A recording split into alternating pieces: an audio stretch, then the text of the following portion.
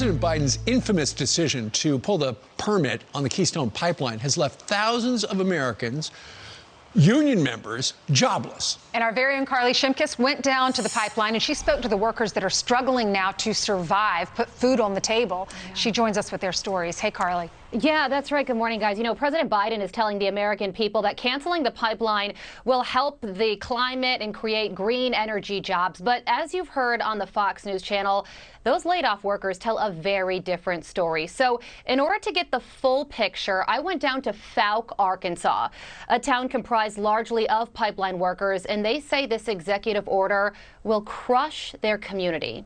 Watch.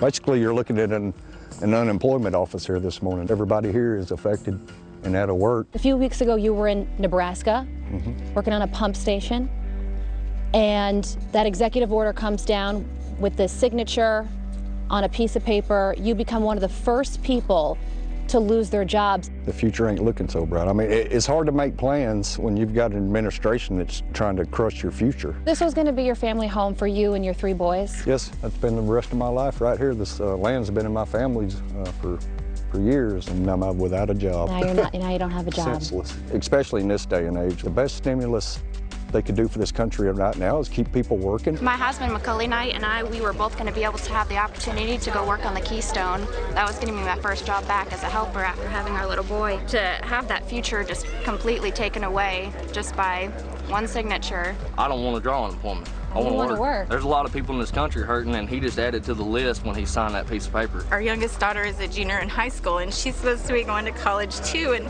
I don't know how I'm going to pay for it.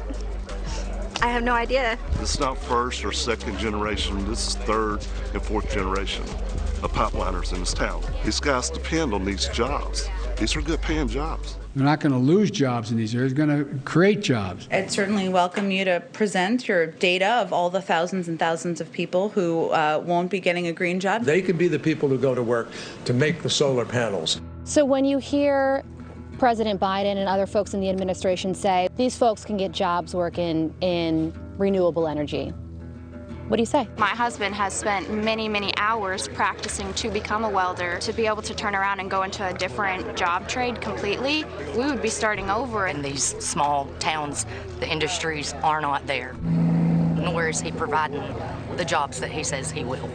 They're simply not there. It's not just that easy to get rid of everything you've worked so hard on and go do something else. This pipeline was going to bring about 800,000 barrels of oil into the United States from Alberta, Canada, a day.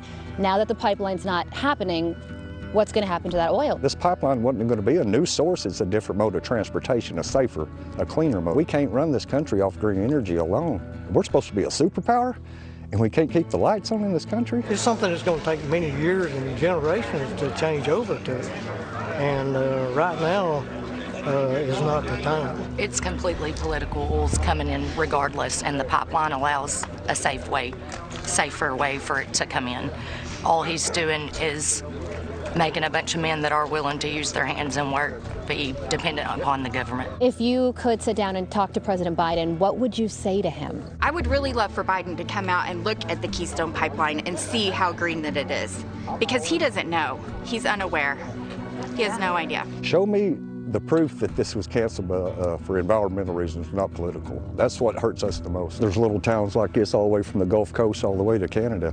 This is just a small part of what's going on around this country. This oil and gas, when you take it away, prices are going to go up. People's going to pay more for groceries. They're going to pay more for cars. They're going to pay more for houses. But right now, we're paying with our lives.